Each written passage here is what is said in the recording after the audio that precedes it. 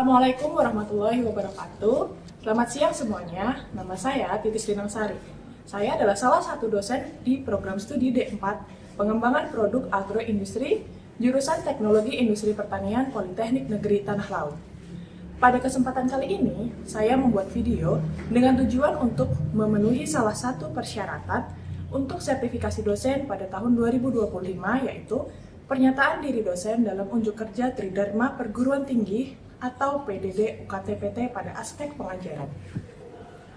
Mata kuliah yang akan saya sampaikan yaitu mata kuliah uji sensoris. Mata kuliah ini adalah mata kuliah kompetensi di Prodi Pengembangan Produk Agroindustri. Mata kuliah ini diberikan untuk mahasiswa semester 3 di program studi D4 Pengembangan Produk Agroindustri. Mata kuliah uji sensoris adalah mata kuliah dengan 3 SKS, yaitu 1 SKS untuk teori dan 2 SKS untuk praktikum.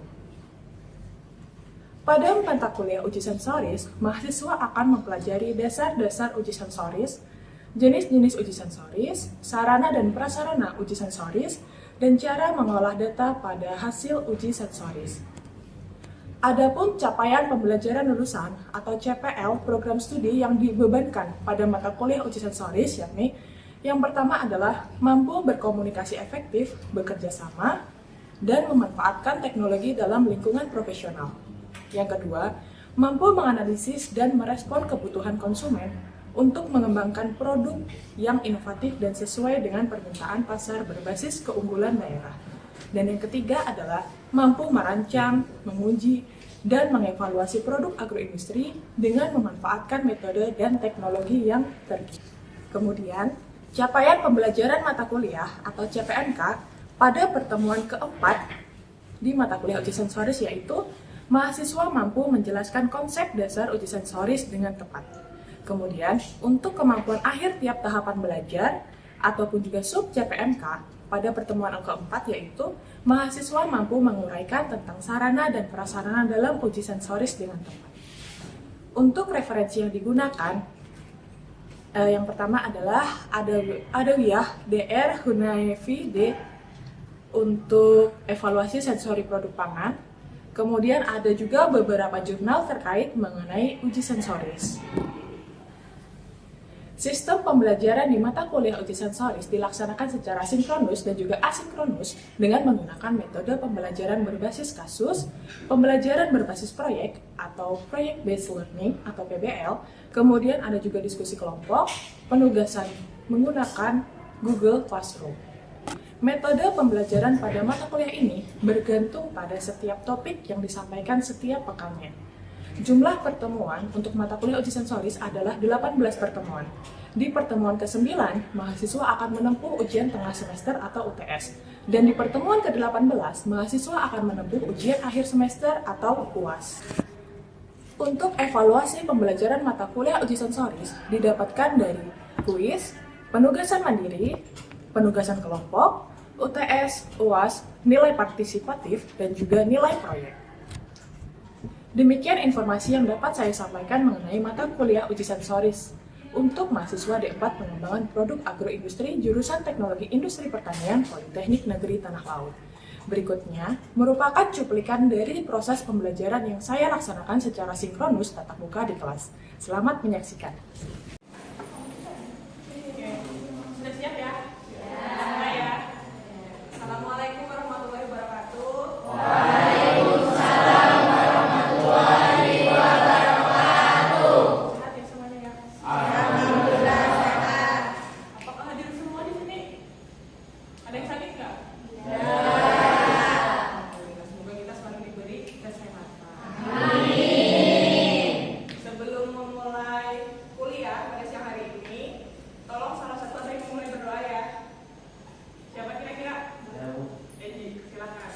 Sebelum kita mulai pelajaran pada siang hari ini, mari kita berdoa menurut kepercayaan dan keyakinan kita masing-masing. Berdoa mulai.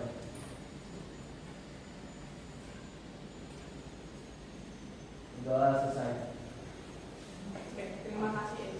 Oke, hari ini kita kuliah uji sensoris ya. Melanjutkan dari yang pertemuan kemarin itu kita masih di pengantar uji sensoris. Kira-kira ada yang ingat nggak uji sensoris itu apa? Bu. Oke, Nano. Yang saya ingat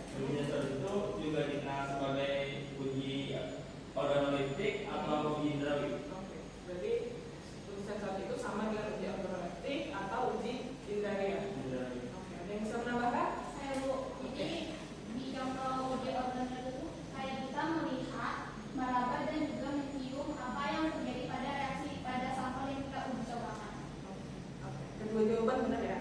Uji sensoris itu berarti memakai kelima indera kita, yang melihat, meraba, merasakan, mendengar, dan lain sebagainya. Semua indera itu berperan dalam uji sensoris. Dan uji sensoris ini sangat penting kalau kita sedang menguji coba suatu produk baru, gitu. Jadi gimana sih apakah dia layak dipasarkan? Dan biasanya kita memakai panelis sebagai orang yang mencoba produk kita, gitu ya. Nah hari ini kita akan membahas tentang sarana dan prasarana dalam uji sensoris. Kalau pertemuan kemarin kita membahas tentang pengantarnya, hari ini baru kita bahas kira-kira apa saja sih yang dibutuhkan dalam uji sensoris. Nah, ini adalah capaian pembelajaran mata kuliahnya. Diharapkan mahasiswa mampu menjelaskan konsep dasar uji sensoris dengan tepat, dan juga sub-PMK-nya teman-teman diharapkan mampu memahami tentang sarana dan prasarana dalam uji sensoris dengan tepat. Nah, kan kemarin sudah ada nih tentang uji sensoris pengantarnya. Kira-kira kalau kita pada saat uji sensoris nih, pada saat uji sensoris, sudah pernah semua kan ya uji sensoris ya? Ya. Sudah pernah kan ya? Mungkin pada saat teman-teman membantu kakak tingkat pada saat tugas akhir ya? Karena semua sudah pernah. Kira-kira yang kita perlukan itu kira-kira apa saja sih sarana dan prasarana pada saat uji sensoris? Apa aja? Yang kita butuhkan dalam uji sensoris itu ada sampel, panelis, laboran, serta lembaran kuesioner. Itu ya, ini keempat itu yang paling penting gitu ya. Oke. Kemarin pada saat kalian itu apakah ada semuanya? Empat ini? Pada saat kalian sedang uji sensoris produk lain, apakah ada semua? Ada. Jadi teman-teman kemarin pada saat melakukan uji sensoris, teman-teman ini menjadi panelisnya, menjadi orang yang sedang mencoba produknya. Ini kita beri gambaran uji sensoris di suatu laboratorium. Jadi idealnya kalau semisal kalian melakukan uji sensoris itu harus di dalam laboratorium. Biasanya laboratorium uji sensoris itu dia ada bilik-biliknya gini, ada bilik-biliknya. Jadi satu panelis itu mengisi satu bilik. Harapannya supaya sama panelis ini tidak saling ngasih tahu ini jawabannya ini. Jadi memang benar-benar penilaian si panelis itu. Jadi tidak istilahnya tidak mendengar penilaian dari panelis lain. Ini gambarannya aja ya. Kita masuk. Yang pertama sarana dalam uji sensoris. Yang dibutuhkan adalah ruang ujinya.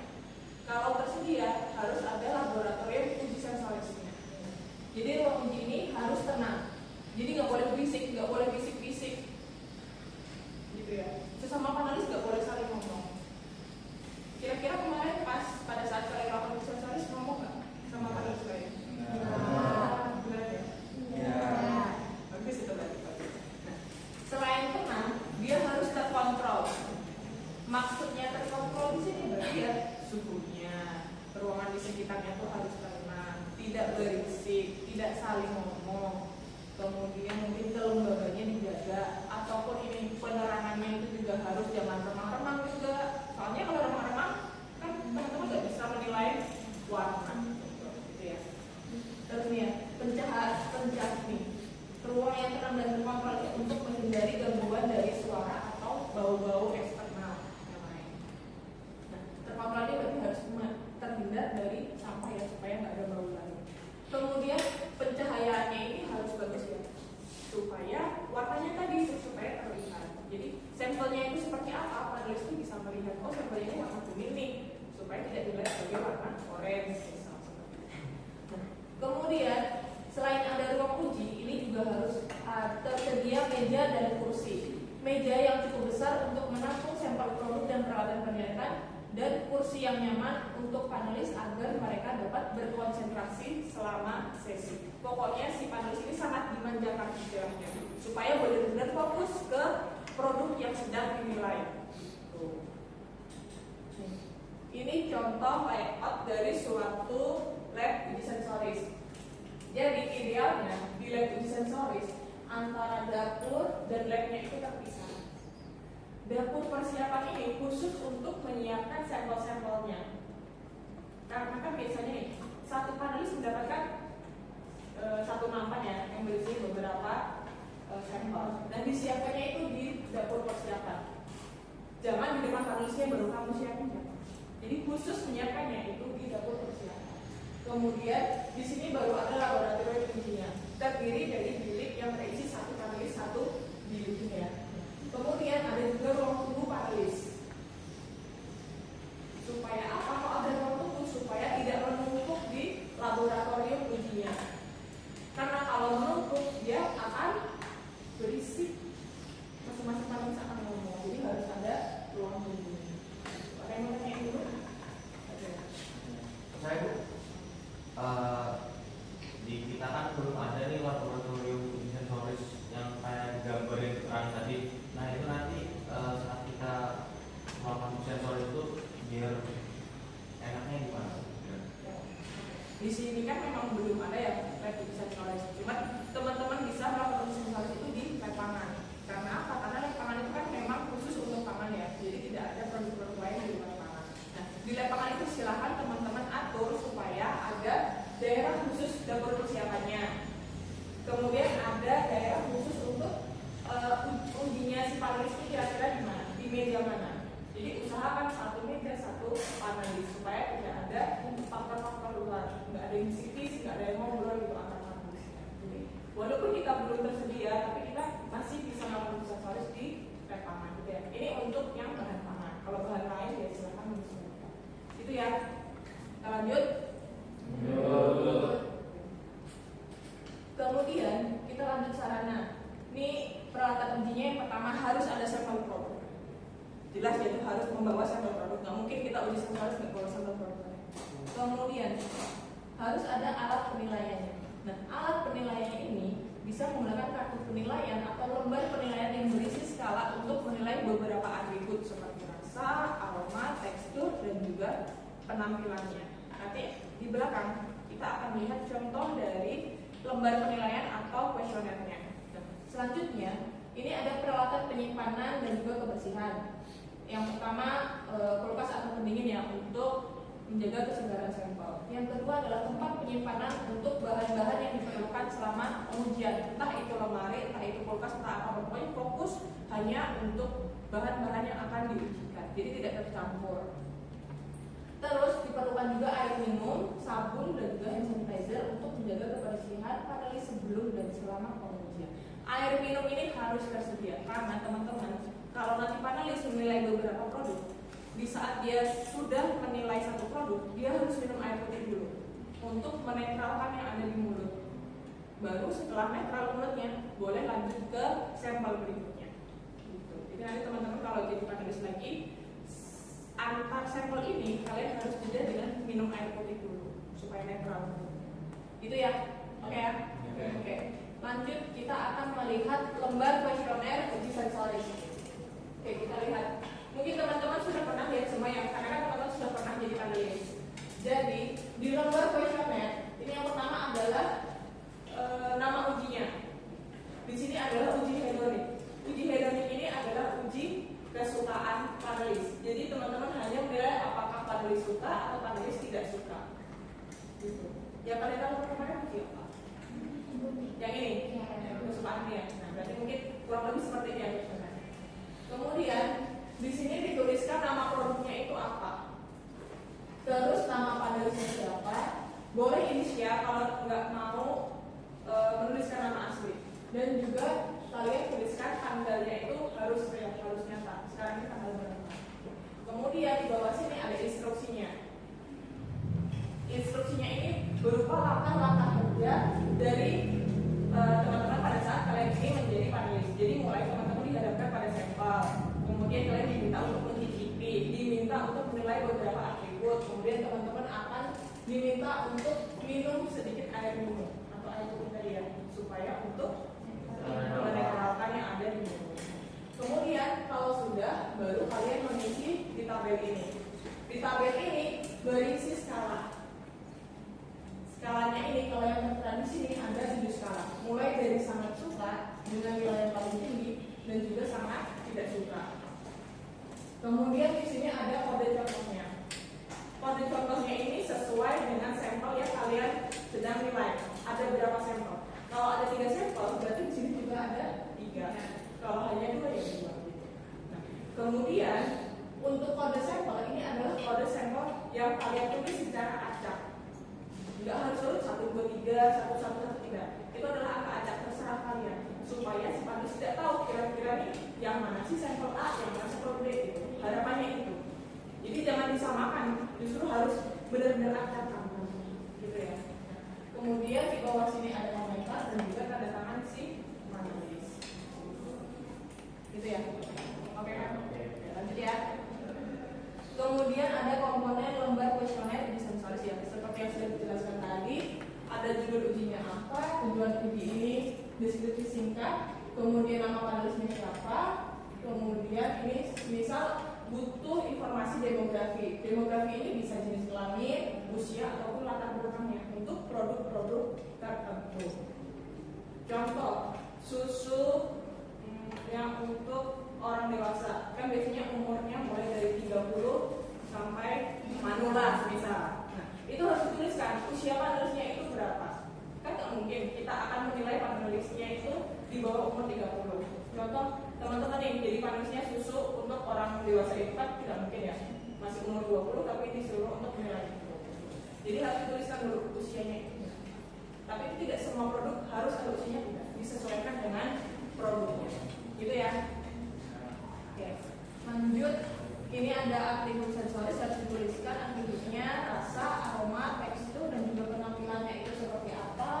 Kemudian skalanya itu berapa. Kalau hedonik berarti dia nilai suka tidak suka.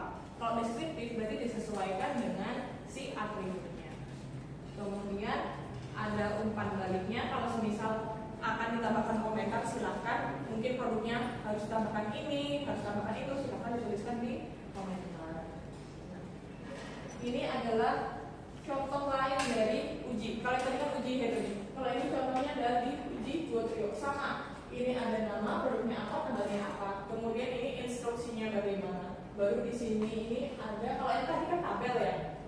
Karena di hedonik itu memang dia diminta suka atau tidak suka. Sedangkan kalau di uji dua trio ini si panelis diminta kira-kira yang sama dengan R ini yang mana. Ini kode ini R, sengaja ditulis R sebagai reference. Terus yang sampel ini kode sampel acak, angkanya acak. Jadi benar-benar nggak tahu yang mana sih yang sama dengannya. Tuh. Oke. Lanjut, ini adalah prasarana uji sensoris. Yang pertama harus ada sistem ventilasi. Jadi ventilasinya ini harus baik supaya ruangannya tidak lembab, supaya kalau ada bau-bau tajam di dalam ini tidak mengganggu si panelis. Kemudian kondisi suhu dan kelembabannya ini juga harus diatur, harus nyaman. Pokoknya kita memanjakan panelis kita. Lanjut, ini adalah alat untuk analisis. Kita kalau semisal perlu analisis tambahan bisa menggunakan beberapa alat lainnya seperti untuk menganalisis tekstur atau juga bisa memakai pH untuk mengukur pH. Terus untuk mengolah datanya bisa memakai perangkat lunak, bisa Microsoft Excel ataupun yang lainnya. Atau untuk sementara bisa menggunakan buku catatan. Jadi supaya teman-teman tetap mempunyai buku catatan pada saat melakukan uji sensoris. Gitu. Ada yang pertanyaan dulu? Ada yang bertanya? Tidak ada ya. Kebetulan materi saya untuk hari ini sudah habis. Adakah yang mau membantu saya menyimpulkan materi hari ini? Siapa kira-kira? Saya, Bu. Ya, silakan. Menurut saya kesimpulan dari sarana dan prasarana dalam uji sensoris sangat penting untuk menjamin bahwa penilaian berjalan secara objektif, nyaman dan tidak terpengaruh oleh faktor luar. Oke, benar ya? Tadi benar. Terima kasih ya. Sarana dan prasarana uji sensoris itu sangat penting supaya apa? Supaya panelis itu tidak terganggu dengan faktor yang dari luar tadi kan ya, supaya nyaman, supaya hasilnya ini benar-benar menggambarkan hasil si panelisnya, gitu ya. Oke, nah saya akan memberi tugas ya. Nanti silakan teman-teman membuat lembar kuesioner. Silakan kalian pilih mau uji apa, atau kita sepakati mau uji apa? Hedonik. Nah, hedonik. Nah, kita berarti latihan membuat itu ya. Lembar kuesioner untuk uji hedonik. Untuk produknya silahkan teman-teman atur sendiri dengan kelompoknya. Dikumpulkan minggu depan ya. Sekalian kita bahas kira-kira apakah semua unsur yang di lembar kuesioner itu sudah ada semua atau belum. gitu ya. Oke, berarti minggu depan kita masuk ke materi yang pembahasan lembar kuesioner. Oke. Baik, ada yang mau tanyakan lagi nggak? Kalau tidak ada saya tutup ya. Oke, terima kasih untuk teman-teman yang sudah hadir. Ini habis semua tadi ya. Mohon maaf kalau susah saya ada salah kata dan perbuatan. Kita ketemu lagi minggu depan ya. Kita akan membahas lembar kuesioner yang sudah teman-teman buat bersama teman-teman. Oke. Ya, ini saya tutup. Wassalamualaikum warahmatullahi wabarakatuh.